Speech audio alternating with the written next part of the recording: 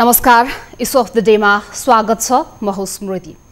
पछिल्लो राजनैतिक घटनाक्रमले एक किसिमको यो माहौल तताइरहेको अवस्थामा सर्वोच्चको फैसला पछि बनिरहेको राजनीतिक जमघट, राजनीतिक भेटघाट र यो भेटघाटको तीव्रताले अबको क्रममा राजनीतिलाई कस्तो मोड देला त यो चासोको विषय बनेको छ र विशेष गरी नेपालको प्रतिनिधि सभा संसदीय व्यवस्थामा पटक पटक आफ्नो उपस्थिति देखाउँदै आएको र अन्य राजनीतिक दलहरूको छायामा पर्दै अन्य राजनीतिक दलहरूसँग कहिलेकाहीँ तालमेल नमिल्दा अथवा अन्य राजनीतिक दलहरूसँग साँठगाँठ बढाउँदै र आफ्ना मुद्दाहरू लिएर बढिरहेको राजनीतिक दल एउटा कहिले कोसँग हुँदै पुनः यतिखेर समाजवादी पार्टीसँग मिलेर जनता समाज पार्टी दुईवटा पार्टी मिलेर जनता समाजवादी पार्टी बनेपछिको यतिखेरको संसदभित्रको उहाँहरूको उपस्थिति र अबको यो फेरिएको राजनीतिक माहौलमा उहाँहरूको भूमिका के रहनेछ।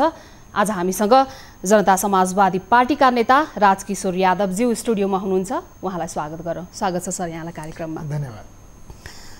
अब यहाँहरूसँग बारम्बार कुरा गरिरहँदाखेरि मलाई के लाग्छ भने नि पछिल्लो लामै नेपालको राजनीतिक इतिहासमा यहाँहरूले बेला मौकामा तासको खेल जस्तै कहिले जोकरको भूमिका निर्वाह गर्नु पर्यो, कहिले मौका आउँदाखेरि अनेक किसिमका भूमिकाहरू निर्वाह गर्दै आउनुभयो। मौका आयो भने चाहिँ अब यहाँहरू त अहिले त बाबुराम भट्टराईको पार्टीसँग जोडिनु भएको छ, जनता समाजवादी पार्टी बन्नु भएको छ। मौका आउँदाखेरि हुकुमको एक्का बन्ने कि नबन्ने? अब यसलाई यो राजनीतिलाई अब तपाईँले तासको खेलसँग तुलना गर्दा अलिकति मलाई लाग्छ त्यो यसको स्तर होइन, यसले दिन खोजेको उद्देश्य अलिकति विमुख हुन्छ कि। अब विषय के हो भने तर त्यस्तै बनाइदिएको छ नि त नेपालको राजनीतिक दलले, त्यस्तै बनाइदिएको छ जनताले। होइन, त्यो दुर्भाग्य हो। हामी जस्तो भनौँ न युवा पुस्ताले खुसी भएर रमाएर हामीले खेलसँग जोडेका होइनौँ कि यो दुर्भाग्यपूर्ण अवस्था छ। हामी चाहिँ अब अरूले त्यो गर्दै होला होइन, अब कोही गलत गर्दैछ, कोही त्यसलाई फोहरी गेम बनाउँदैछ भने हामी त्यसको पार्ट बन्नु हुँदैन। एउटा सचेत र जिम्मेवार नागरिकले आफ्नो मैले के गर्नुपर्छ भन्ने जिम्मेवारी उसको हुन्छ। त्यसैले मैले अब के यहाँ कुरा राखौँ भने जनता समाजवादी पार्टी अहिलेको नेपालको जुन पार्लियामेन्टको स्ट्रक्चर छ सङ्ख्याको हिसाबले हामी तेस्रो पार्टी होइन छौँ। त्यसभित्र हाम्रो जुन नम्बर अफ पार्लियामेन्ट छ त्यो हिसाबमा हामी तेस्रो छौँ।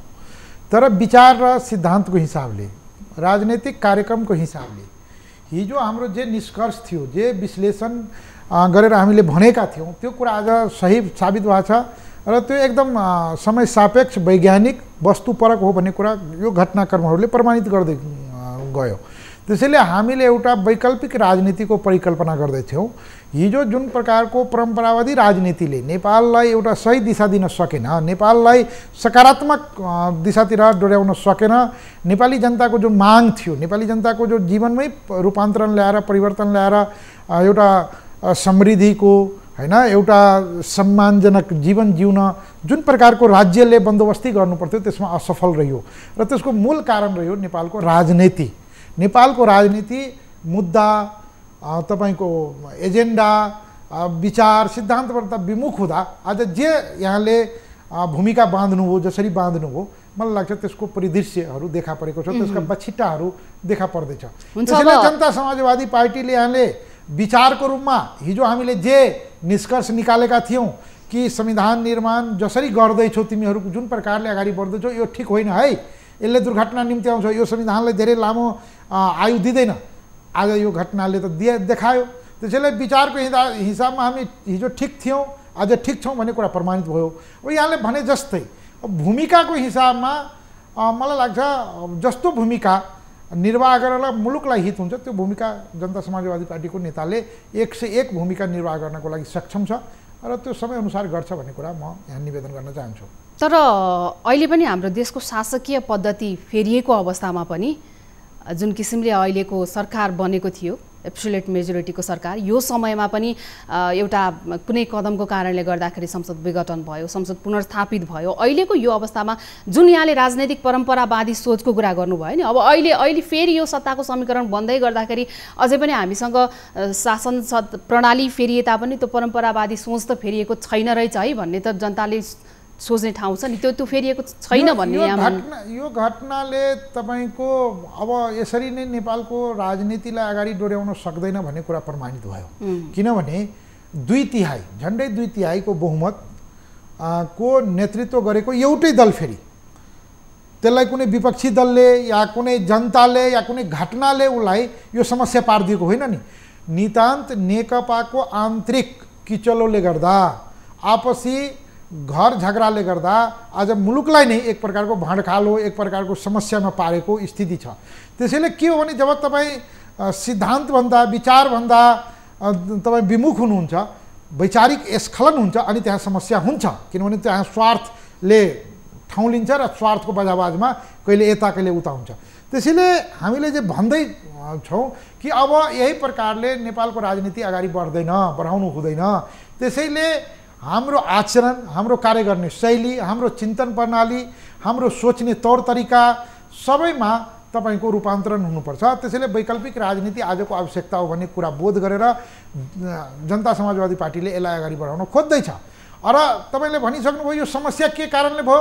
परम्परावादी हिजोको जो मै हुँ भन्ने शक्तिहरूले कारणले भयो, कुनै अर्कोले त गरिदिएको होइन। एकदम। त्यसैले हाम्रो आवश्यकता, अहिलेको आवश्यकता के हो भने हामीले जे निष्कर्ष निकालेका थियौँ त्यो आवश्यकताले प्रमाणित गर्यो।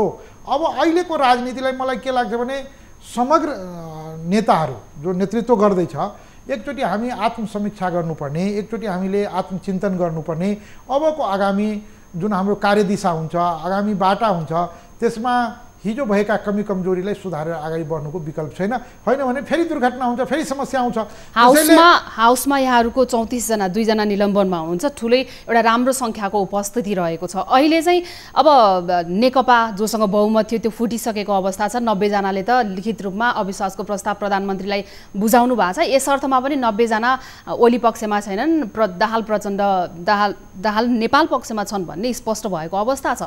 अब यो सङ्ख्याको हिसाब किताब गर्दाखेरि एकछिनलाई यहाँहरूको मुद्दामा पनि म आउँछु, यहाँहरूको सैद्धान्तिक र मुद्दाको विचारहरूमा एकछिनपछि बहस गरौँला। सङ्ख्याको हिसाबमा कुरा गर्दाखेरि यहाँहरूले अहिले यो सत्ता समीकरणमा जाने कुरामा कस्तो किसिमको छलफल यहाँको पार्टीमा भइरहेको छ?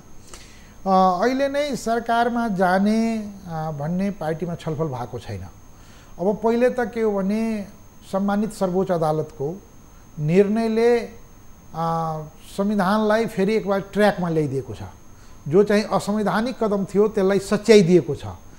अबको बाटो के? फेरि त्यही गणितीय खेलमा फस्ने, टाउको गनेर राजनीति गर्ने हो कि हिजो भएका कमी कमजोरी के कारणले यो समस्या भयो? किनभने टाउको या सङ्ख्या कम भएर त यो समस्या भएको होइन। मैले सुरुमै निवेदन गरेँ के भने अरू विपक्षी दलले समस्या पारिदिएको भए भन्ने ठाउँ थियो, जनताले विद्रोह गरिदिएको भए भन्ने ठाउँ थियो, या अन्य कारणले भएको भए भन्ने ठाउँ थियो। टाउको या सङ्ख्याको कमीले गर्दा भएको होइन। यो किन भयो भने नितान्त वैचारिक स्खलन, वैचारिक मतान्तर र उनीहरूले एक आपसमा तपाईको मन मिल्न सकेन अनि समस्या भएको हो। त्यसैले अब विषय के हो भने अबको राजनीति एउटा सहमतीय उसमा जानुपर्छ। जनता समाजवादी पार्टीको आराम हुन सक्छ कि एउटा हामी फेरि सहमतीय अब नेपाल कस्तो नेपाल बनाउने, कसरी बनाउने हैन? यस्तो छ यहाँहरूलाई त सहमतिमा जाँदा पनि चुनौती के छ भने राजपा मात्रै हुँदा पनि यहाँहरूले पटक पटक त्यस किसिमका सहमतीय सरकारमा सामेल हुनुभयो। सहमति सरकारमा सामेल हुँदाखेरि पनि यहाँहरूले आफ्ना मुद्दा, जुन मुद्दालाई पक्रेर राष्ट्रिय राजनीतिमा यहाँहरू आइपुग्नु भयो, पार्टीगत हिसाबमा राष्ट्रिय राजनीतिमा जुन उपस्थिति यहाँहरूले अहिले बनाउनु भएको छ नि, त्यो मुद्दा समातेर त्यो मुद्दालाई त यहाँहरूले कडा रूपमा राख्न सक्नु भएको छैन। समाजवादी पार्टी बनेपछि पनि यहाँहरूले त्यसलाई निरन्तरता दिन सक्नु भएको छैन। मलाई के लाग्छ भने अलिकति हामीले यसलाई सच्याउनु पर्ने के हो भने राजपा निर्माण भएपछि हामी सरकारमा गएनौँ। ओलीजीको नेतृत्वमा बनेको सरकारलाई हामीले बाहिरबाट समर्थन गऱ्यौँ, किनभने 2/3 उहाँ बिना त पुग्दैन थियो। र उहाँलाई हामीले के भन्यौँ भने तपाईँले यो तमाम समस्याहरूलाई सम्बोधन हुने गरी अगाडि बढ्नुभयो भने अहिले हाम्रो बाहिरबाट त्यसैले त सहमतीय सरकार सहमतिमा हामी अगाडि बढ्छौँ भन्दा पनि यहाँहरूलाई चाहिँ नमिल्ने रहेछ कि त्यो वातावरण। होइन, त्यो त यस्तो छ, त्यो त अब के भने हाम्रो गल्तीले होइन नि, उहाँहरूले गर्नु भएन, अर्को पक्षले नगरेको कारणले यो समस्या भएको हो। त्यसैले के भने तपाईँ एक्लै पनि सही हुनुहुन्छ भने तपाईँलाई समयले त्यो प्रमाणित गर्छ। हिजो हामीलाई सानो दल कम सङ्ख्या भएको भनेर हाम्रो कुरा मानेन, तर आज सबभन्दा ठुलो दल देशको कार्यकारी अधिकार सहितको प्रधानमन्त्री भएको पार्टीले पनि आज राजनीतिक रूपमा सही दिशा नसमातेपछि समस्या त हुँदो रहेछ नि। यो घटनाक्रमले प्रमाणित गर्यो। त्यसैले अहिलेको यो घटनाले के सबैलाई बुद्धि दिन्छ भने, सबैलाई सोच्न के बाध्य गर्छ भने होइन, अब हामी चाहिँ सही ट्र्याकमा हिँड्नुको विकल्प छैन। यदि हामीले आफ्नै बलजफ्ती गर्यो, मै हुँ भन्ने मनोविज्ञान लिएर अगाडि बढ्यो भने त्यसले कहीँ पुर्याउँदैन, बारम्बार दुर्घटना गराउँछ। त्यसैले अहिले हामीले भनेको के हो भने अब हामीले त जे शक्ति छ राजनीतिमा, निश्चित रूपमा शक्तिले धेरै कुरा निर्धारण गर्छ। हामीले जनतालाई अपिल गर्ने हो, जनतालाई हामी आफ्नो मुद्दा एजेन्डा विचारहरू लिएर जाने हो। हामीसँग आज जे नम्बर छ त्यो नम्बरको आधारमा हामीले आज समय सापेक्ष समग्र परिस्थितिलाई निर्मम ढङ्गले विश्लेषण गर्ने हो, निष्कर्ष निकालेर अगाडि बढ्ने हो। अहिलेको निष्कर्ष के हो भने यथास्थितिवादी चिन्तनले, परम्परावादी चिन्तनले या हिजै हामी जे गर्दै थियो नि, अब यो सरकार चलेन त्यसैले अर्को प्रधानमन्त्री बनाऊ, फेरि नम्बर जोडौ, यो फलानु भएन ढिलानुलाई बनाऊ भन्ने हिसाबले होइन कि हामीले एउटा वैकल्पिक राजनीतिक अभ्यास यहाँबाट थाल्ने गर्नुपर्छ। त्यसमा सङ्ख्याभन्दा पनि मुद्दाको आधारमा जानु पर्यो। हुन्छ, अब यहाँले मुद्दा वैचारिक सैद्धान्तिक कुराहरू गरिरहँदाखेरि यतिखेर अर्को एउटा सम्भावनाको कुरा म के भन्न चाहन्छु, अर्को दुर्भाग्य नै भन्नुपर्छ, किनकि अब यहाँहरूको विषयमा कुरा गरिरहँदाखेरि पटक पटक त्यो शब्द दोहोऱ्याउन म बाध्य छु। अहिले चाहिँ देश प्रदेश स्तरमा छ, स्थानीय तहमा हाम्रो सरकार पुगेको अवस्थामा यहाँहरूको सबैभन्दा बलियो मुद्दा स्थानीय स्तरबाट उठाएर ल्याएका मुद्दाहरू अहिले बाबुरामजीहरूसँग जोडिएर यहाँहरू गएपछि स्थानीय त्यस्ता मुद्दाहरूलाई कतै बिर्सियो? होइन, कसरी बिर्सिन सक्छ? त्यही मुद्दालाई मजबुत गर्नको लागि, मुद्दालाई अझै कार्यान्वयन तहमै पुर्याउनको लागि, शक्ति निर्माण गर्नको लागि हामीले यो भनौँ न विभिन्न शक्तिहरू जो समान विचारका थिए, जो मुद्दा मिल्नेहरूसँग एकीकरण, एकता, मोर्चाबन्दी गर्दै अगाडि बढ्ने हो। त्यसैले त्यो त मलाई लाग्छ एउटा समग्र राष्ट्रिय राजनीतिलाई नै प्रभाव पार्नको लागि हामीले विचार मिल्ने शक्तिहरूसँग एकीकरण गरेर अगाडि बढेको र जसको प्रतिफल जनता समाजवादी पार्टी बनेको हो। जनता समाजवादी तपाईँले बारम्बार व्यक्तिमा केन्द्रित हुन चाहनुहुन्छ, म के भन्छु भने व्यक्तिभन्दा पनि विचार, उसले बोकेको विचार, उसले राखेको कार्यक्रम के हो। किनभने हिजो हेरौँ न, आज यो घटनाले के प्रमाणित गर्यो भने व्यक्ति आफैमा केही होइन, व्यक्ति जतिसुकै बलिया देखिए पनि यदि ऊ चाहिँ विचारबाट विमुख भयो भने समस्या हुँदो रहेछ। त्यसैले अहिले जनता समाजवादी पार्टीले अगाडि सारेका विषयहरू सही थियो भने घटनाले प्रमाणित गर्यो। अब अहिलेको राष्ट्रिय निकास के त, त्यसमा एउटा नयाँ डिस्कोर्स, एउटा नयाँ विमर्श थाल्ने गर्नु पर्यो र यसको लागि जनता समाजवादी पार्टी तपाईँको कार्यक्रम सहित अब हामीले कसैको सङ्ख्या पुर्याउनको लागि या कसैलाई फगत प्रधानमन्त्री बनाउनको लागि मात्रै हतारिएर जाने स्थितिमा छैन जनता समाजवादी पार्टी। अब पहिले त नेकपाको तिमीहरू घर झगडा मिलाऊ, मिलेन भने अलग अलग हौ, अनि त्यसपछि कसरी जाने तिमीहरूसँग? अब आगामी रोडम्याप के छ? यहाँहरूको पनि कुरा भनेको छ नेपाली काङ्ग्रेसले जस्तै यदि यो बहुमतको सरकार भएको बेलामा नेकपा अझै पनि मिलेर अगाडि बढ्ने स्थिति छ भने सत्ता समीकरणको अरू ध्रुवतर्फ नलाग मिलेरै जाऊ भन्ने हो यहाँको सुझाव पनि नेकपा? निश्चित रूपमा पहिलो त हाम्रो के हुन्छ भने उनीहरू आन्तरिक रूपमै आफ्नो व्यवस्थापन गर्न सकोस् हैन। अब आन्तरिक व्यवस्थापन भएको स्थितिमा अरू पार्टीले त्यसमा टाउको दुखाउनु पर्ने विषय हुँदैन हैन। उनीहरूको नितान्त आफ्ना कुरा हुन्, मिलाउनु मिलेन भने तिमीहरू औपचारिक रूपमा अलग भएको स्थितिमा हामीसँग जो सहकार्य गर्न आउँछ या हामीसँग जो सहयोग माग्न आउँछ या हामीसँग जो कुरा गर्न आउँछ त्योसँग हामीले सोध्नेवाला छौँ कि वास्तवमा के का लागि अब हामी सरकार यदि बनाउँछौँ भने तपाईँ प्रधानमन्त्री बन्ने हो भने तपाईँसँग के कार्यक्रम छ? हुन्छ, अब यही बिचमा यहाँले किनकि नेकपालाई मिलेर जान सक्छौ भने जाऊ भन्ने एउटा राम्रो सुझाव यहाँले दिइरहँदाखेरि यही बिचमा म यहाँको विचार बुझ्न चाहे। प्रधानमन्त्री केपी शर्मा ओलीले अहिले अब संसद अबको केही दिनमा संसदको बैठक बस्दाखेरि उहाँमाथि चाहिँ उहाँको विरुद्धमा चाहिँ अविश्वासको मत त बसिसकेको अवस्था छ। अब त्यो यसै पनि संसद सुचारू हुने बित्तिकै त्यो अविश्वासको मत जहाँनेरि गएर रोकिएको थियो त्यहाँबाट सुरु हुन्छ भनेर सर्वोच्चले पनि व्याख्या गरेको अवस्था छ, विभिन्न कानुनविदले भनेको अवस्था। यो अवस्थामा प्रधानमन्त्री केपी शर्मा ओलीले विश्वासको मत चाहनुभयो र जनता समाजवादी पार्टीसँग सहयोगको अपेक्षा गर्नुभयो भने यहाँहरूको भूमिका के हुन्छ? मलाई लाग्छ त्यो अलिकति अलि हाइपोथेटिकल प्रश्न भयो यो हैन। अब यसमा जनता समाजवादी पार्टीले यो कदम असंवैधानिक थियो, जुन कदम चाल्नु भएको थियो असंवैधानिक थियो, अलोकतान्त्रिक थियो र संविधानभित्र प्रधानमन्त्रीलाई त्यो राइट छँदै थिएन, उहाँले त्यो दुरुपयोग गर्नुभयो भन्ने निष्कर्षसहित निर्णय गरेर अगाडि बढेको स्थिति छ।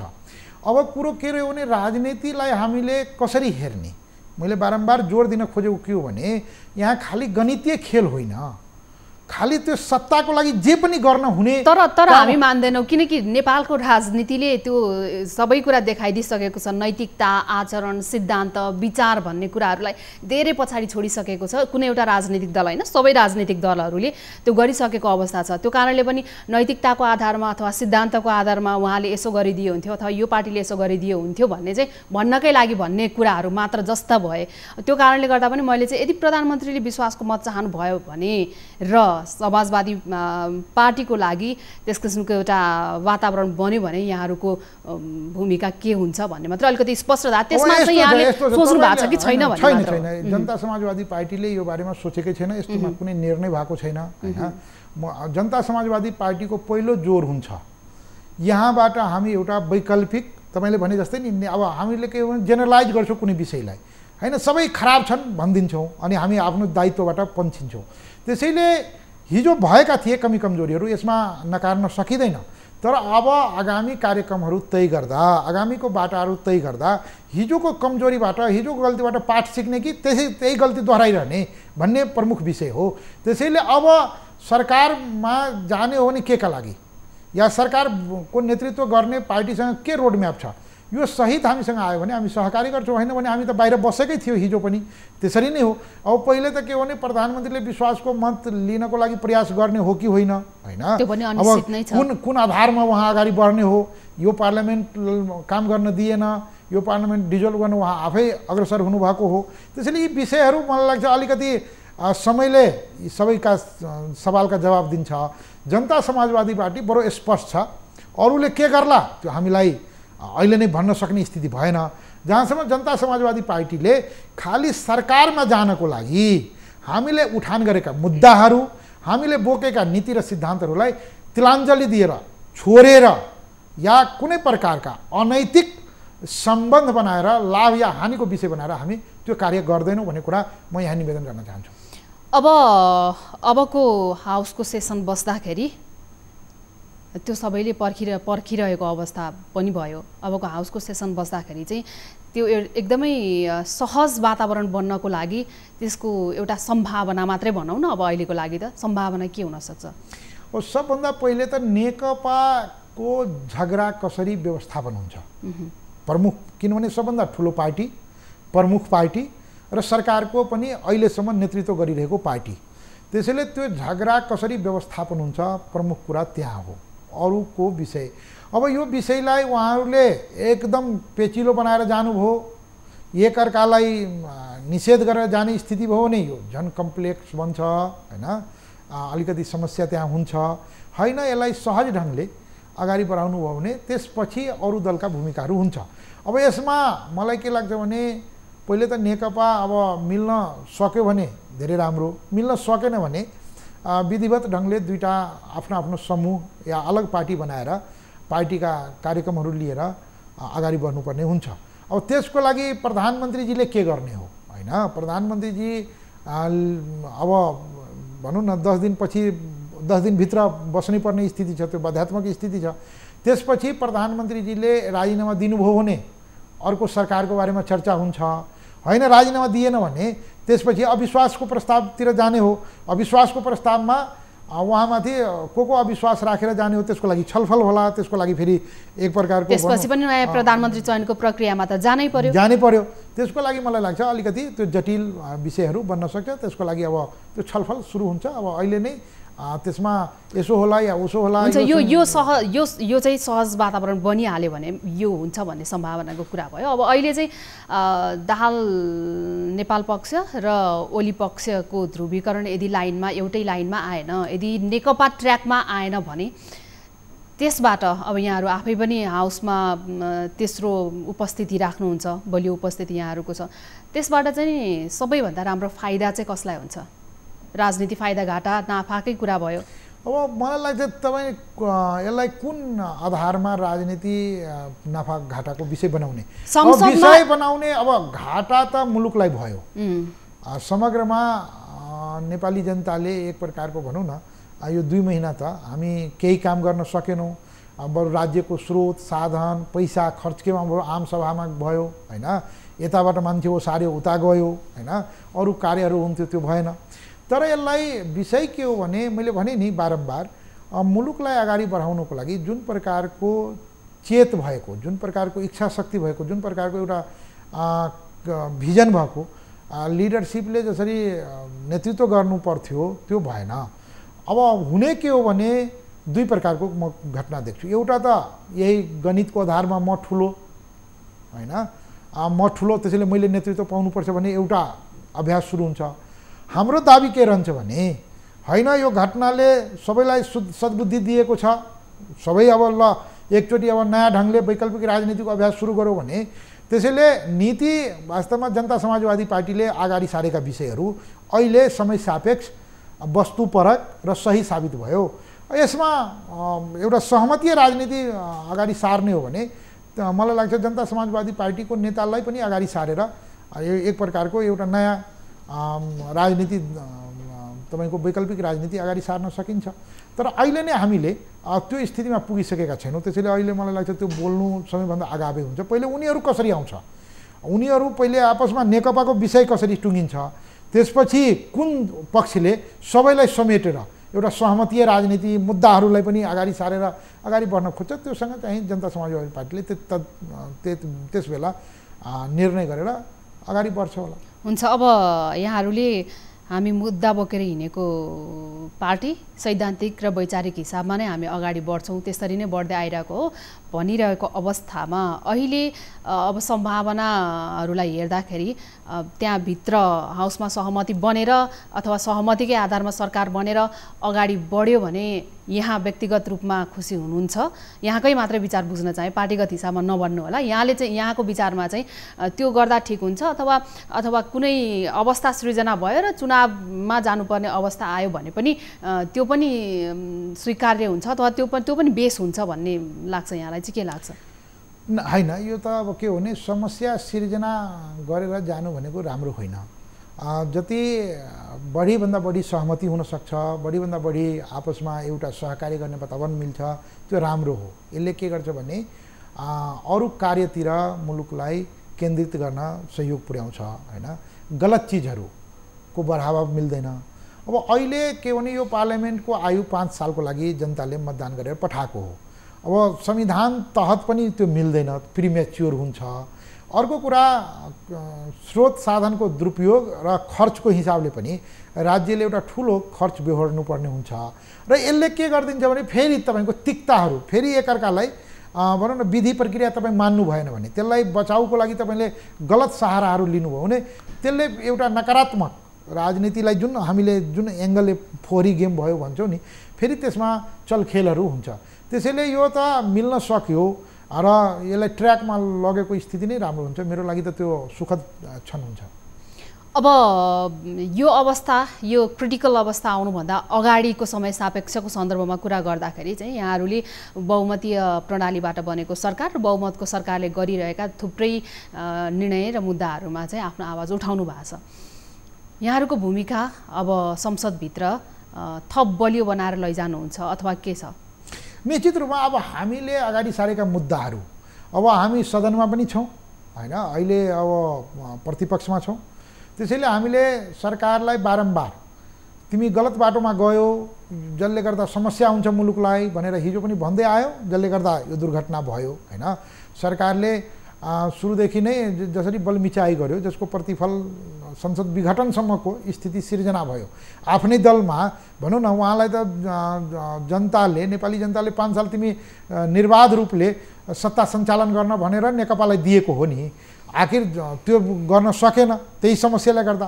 अब अहिले पनि हाम्रो झन् हामी हिजोको दिनमा राजपा र सङ्घीय समाजवादी अलग अलग थियौँ, अब त एउटै भइसकेपछि त एउटा मजबुतीका साथ एउटा प्रमुख शक्तिका रूपमा हामीले आफ्ना विचारहरू अगाडि सार्छौँ र यसले झन् यो घटनाले हामीलाई के बल दियो भने, नैतिक बल दियो भने, हामी हिजो जे भन्दै थियौँ हामीमाथि विभिन्न प्रकारका आरोपहरू प्रत्यारोपहरू लगाउँथ्यो, अब यसले के सिद्ध गरिदियो भने होइन हामीले जे भनेका कुरा थियौँ त्यो सही थियो। त्यसैले त्यो झन् हामीलाई एउटा बहुमतीय सरकारले पनि जनताको मर्का बुझ्न सकिरहेको छैन। यो सरकार आफ्नै भागबण्डामा लागिरहेको छ, सत्ताले केही गर्न सकेन भन्ने कुरा चाहिँ यहाँहरूको सही भयो। अब अर्को यहाँहरूलाई चुनौती पनि के छ भने नि, अब आम सर्वसाधारणको दृष्टिकोणबाट हेर्ने हो भने चाहिँ यदि अहिलेको अवस्थामा समाजवादी पार्टीले यदि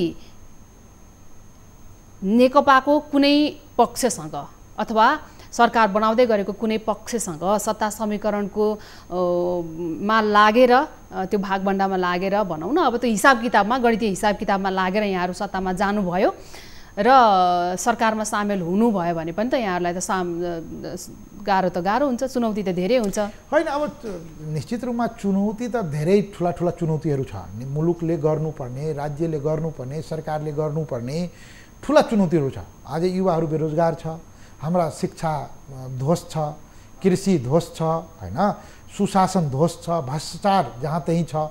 धेरै कार्यहरू सरकारले गर्नुपर्ने चुनौतीका रूपमा छ। हामी पनि राजनीतिक शक्ति भएको हुनाले, जनताको जनप्रतिनिधि भएको हुनाले यो हाम्रो पनि कार्य हो, यसलाई गर्नुपर्छ भन्ने बोध छ।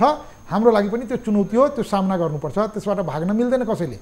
अब विषय के हो भने हामी एउटा माइन्डसेट, तपाईँले बारम्बार एउटा माइन्डसेटबाट के हो भने यही हुन्छ, जस्तै नेकपा नै सरकारको नेतृत्व गर्न चाहिँ यो पक्ष या त्यो पक्ष मात्रै लायक हो, अरू होइन भन्ने जुन बुझाइ छ नि, म के निवेदन गर्न चाहन्छु भने आग्रह गर्न चाहन्छु। नेपालको अब पार्टीगत होइन, नेतागत हिसाबमा कुरा गर्दा चाहिँ जुनसुकै पार्टीको होस् त्योसँग कुनै सरकारको कुरा भएन, तर एउटा नेताको कुरा गर्दाखेरि चाहिँ के हुन्छ भने नि, नेताले आफ्नो कुर्सीमा नहुँदासम्म चाहिँ जनताको हकको बारेमा सोच्ने, मुद्दाका बारेमा सोच्ने, सिद्धान्तका बारेमा सोच्ने। जब आफू कुर्सीमा पुग्छन् त्यसपछि नेताले ती सबै सैद्धान्तिक र वैचारिक कुराहरूलाई बिर्सिएर जो लिडरसिप लिइरहनु भएको छ उहाँहरूको सिधा एकदमै तल परेर काम गर्ने त्यो प्रवृत्ति नेपालमा धेरै छ के। त्यो कारणले गर्दाखेरि पनि मलाई चाहिँ यो गलत बुझाइ हो तपाईको बुझाइ अलिक सङ्कीर्ण भयो, बुझाइ नै कमजोर भयो।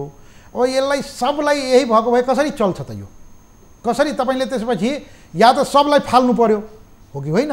त्यसैले कम बेसी होला, त्यहाँ मात्रामा फरक होला, तर हामीले सतही नगरौँ, नत्र हामी कहीँ पुग्दैनौँ। त्यही भित्रबाट कोही राम्रा छ भने त्यसलाई छान्नु पर्यो नि। त्यसैले अब यसमा अहिले नजाउँ। तपाईँले भने चाहिँ मैले के निवेदन गरेँ भने हामी एउटा माइन्ड सेटबाट प्रश्न तपाईँको सोधाइ देखेँ क्या, नेकपाको चाहिँ त्यो दाहाल नेपाल समूह या ओली समूह मात्रै हो भन्ने। अहिले मैले त्यही भन्छु, तपाईँ कसरी मेरो सोचाइ सङ्कीर्ण भन्न सक्नुहुन्छ? अहिले आज बिहान, आज दिउँसो 2 घण्टा अगाडि यदि कुनै नेताले आफ्नो लिडरको बारेमा विरोध गरिरहनु भएको छ, उहाँको नराम्रा पोइन्टहरू निकालिरहनु भएको छ, 2 घण्टापछि उहाँकै अन्डरमा गएर काम गरिरहनु भएको छ, कुर्सी समातिरहनु भएको छ भने त्यो मेरो सङ्कीर्ण सोचाइ कसरी हुन सक्छ? एकदम तपाईँलाई भन्छु नि, तपाईँ एउटा व्यक्तिलाई देखेर पुरै समाजलाई, पुरै प्रवृत्तिकै कुरा गर्दैछु मैले। म अहिले पनि जोड दिएर भन्छु क्या, तपाईँ यो दिमागबाट तपाईँको अहिले पनि बुझाइ एकदम सङ्कीर्ण भयो। यो बुझाइलाई तपाईँले अलिक ब्रोडर गर्नुहोस्, अध्ययनलाई ब्रोडर गर्नुहोस्। तपाईँले एउटा नेताले गल्ती गर्दैमा सबै नेता यस्तै हो भन्ने मिल्छ? प्रवृत्ति त्यो दोहोरियो, प्रवृत्ति चाहिँ त्यो डेभलप हुँदै आयो भन्ने चाहिँ मैले भनिरहेको छु। धेरै नेताहरूले एउटा घटना भएको आधारमा, नैतिकताको आधारमा उसले पदलाई त्याग गरेको स्थिति छ। पुरै जीवन लगाएको छ यही राजनीतिमा सेवा गर्छु, देश बनाउँछु भनेर। अनि सबलाई एउटै हुनुहुन्छ धेरै नेताहरू आफ्ना मुद्दा र सिद्धान्तमा अडिग रहेर पनि हिँडिरहने नेताहरू पनि हुनुहुन्छ। मैले सबै नेतालाई एउटै प्रवृत्ति, त्यस किसिमको प्रवृत्ति चाहिँ नेपालको राजनीतिमा डेभलप भयो भन्ने मात्रै कुरा भयो। तपाईहरु यो पुस्ताले, युवा पुस्ताले हिजो हाम्रा अग्रजहरूले गल्ती गरेको हुनाले आज हामीले पनि त्यही प्रकारको गाली सुन्नु परेको छ। एकदमै तर हामीले त्यसको लागि तयार हुने कि नहुने? हो, एकदमै सही नेता माथि पनि औला ठडियो है भन्ने मात्रै कुरा भयो के। मैले त्यही त भन्छु, हामी ठिक छ, हिजो गल्ती भयो, कमी कमजोरी भयो, त्यसैले अब हामी नयाँ सुरु गर्ने कि नगर्ने? हैन, सबै गलत छ त्यसैले हामी पनि गलत भइदिनु पर्यो, त्यही बाटो जानु पर्यो भन्ने बुद्धिमत्ता त होइन नि। त्यसैले हिजो यो घटनाको यदि तपाईँ मीमांसा गर्ने हो भने नत्र 2/3 झन्डै 2/3 भएको सरकार किन समस्यामा पर्यो त? मलाई लाग्छ यो सबैको लागि आत्मसमीक्षा गर्नुपर्ने विषय हो।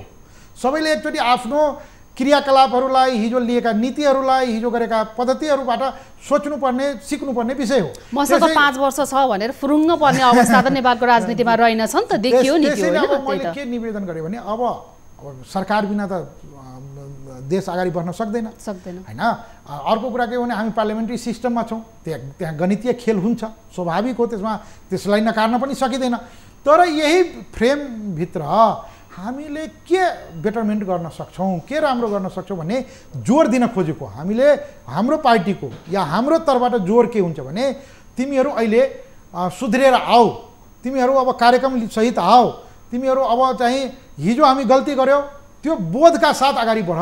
नत्र तपाईको सडकमा 101 विद्वानहरू, 101 हिजो आफ्नो इतिहास बनाएका नागरिक समाज अहिले पनि भन्दैछ खबरदार है तिमी गल्ती गरिस् भने। अन्त्यमा छौँ छोटकरीमा। यहाँहरूले मुद्दा मैले चाहिँ लामो समयदेखि देखिरहेको के भने नि, अब स्थानीय स्तरमा विकास पुर्याउनु पर्छ भन्दै गर्दाखेरि यहाँहरूको मुद्दा सबैको भन्दा राम्रो थियो। पहिचानको मुद्दा, स्थानीय स्तरमा भौगोलिक उन्नति विकासका मुद्दाहरू, एकदमै राम्रा मुद्दा लिएर अगाडि बढेको पार्टी हो नि त। त्यो कारणले मधेसको राजनीति त्यसरी अगाडि बढेको राजनीति हो। ती मुद्दाहरूलाई चाहिँ यहाँहरूले नछोडे हुन्थ्यो भन्ने चाहिँ आम सर्वसाधारण जनताको चाहना भएको कारणले गर्दाखेरि बारम्बार मैले तपाईँलाई त्यो कुरामा कहाँ मुद्दा छोडेको छ र? हामीले राष्ट्रिय मुक्ति आन्दोलनले खालि के हो भने त्यसलाई बढाएको हो, मुद्दा छोडेको होइन नि। अहिले पनि हामी पहिचानका मुद्दा छोडेका छैनौँ, समावेशिताका मुद्दा छोडेका छैनौँ, समान जनसङ्ख्याको आधारमा प्रतिनिधित्वका मुद्दा छोडेका छैनौँ। हामीले यो मुलुक साझा मुलुक बन्नुपर्छ, सबैको मुलुक बन्नुपर्छ। रङको आधारमा, जातको आधारमा, धर्मको आधारमा, लिङ्गको आधारमा कसैसँग भेदभाव हुनु हुँदैन। त्यसैले हामी एउटा समतामूलक समाज निर्माण गर्नुपर्छ भन्दैछौँ। त्यसैले मुद्दा छोडेको कहाँ हो र? मुद्दालाई त झन् बल पुग्ने गरी काम गर्दैछौँ। किनभने मुद्दालाई बल पुग्नको लागि त तपाईँको त्यही प्रकारको राजनीतिक शक्ति पनि निर्माण गर्नुपर्छ। अब अहिले त्यस किसिमले यहाँको उपस्थिति पनि छ, यहाँलाई शुभकामना पनि दिन्छौँ। हेरौँ अब आगामी राजनीति यहाँहरूको समाजवादी पार्टीले चाहिँ त्यस किसिमको उपस्थिति बोलेर पनि देखाउन सकोस्, बोलीको इम्प्याक्ट पारेर पनि देखाउन सकोस् भन्ने मात्रै हो हाम्रो धारणा चाहिँ। अहिलेको यो समग्र अवस्थालाई यहाँले विचार गरिदिनु भयो, कुराकानी यो समय दिनुभयो, त्यसको लागि यहाँलाई धेरै धेरै धन्यवाद। यहाँलाई पनि धेरै धेरै धन्यवाद। र यहाँले जुन हामीबाट अपेक्षा गर्नुभएको छ कि हामी मुद्दा विमुख भएर मुद्दालाई कहीँ अरू लेनदेनको विषय नबनाओस् भन्ने जुन चाहना छ, निश्चित रूपमा म यहाँसँग के प्रतिबद्धता जाहेर गर्न चाहन्छु भने जनता समाजवादी पार्टी अझ त्यो मुद्दाहरूलाई प्रखर रूपले बोल्ने मात्रै होइन, हामी कार्यगत तहमै यसलाई प्रमाणित गर्छौँ भन्ने कुरा भन्न चाहन्छु र यहाँलाई धेरै धेरै धन्यवाद दिन चाहन्छु। दर्शकवृन्द, कार्यक्रमको समय सकिएको छ। हामीसँग यतिखेर कुराकानीमा हुनुहुन्थ्यो जनता समाज पार्टीका नेता राजकिशोर यादवज्यू। विशेष गरी सर्वोच्चले संसद पुनर्स्थापनाको फैसला गरिदिए सँगसँगै अबको केही दिनमै हाउसको मिटिङ बोलाउनु पर्ने भनेर आदेश पनि दिइसकेको अवस्थामा छ। यो अवस्थामा चाहिँ राजनीतिक दलहरूले विभिन्न किसिमका भेटघाटलाई तीव्र पारिरहँदाखेरि संसदभित्र आफ्नो 34 सिट लिएर बसेको जनता समाजवादी पार्टीले के कस्तो विचार र धारणा बनाइरहेको छ त, यसमा रहेर कुराकानी गर्यौँ। न्युज 24 टेलिभिजन हेर्दै रहनुहोला। नमस्कार।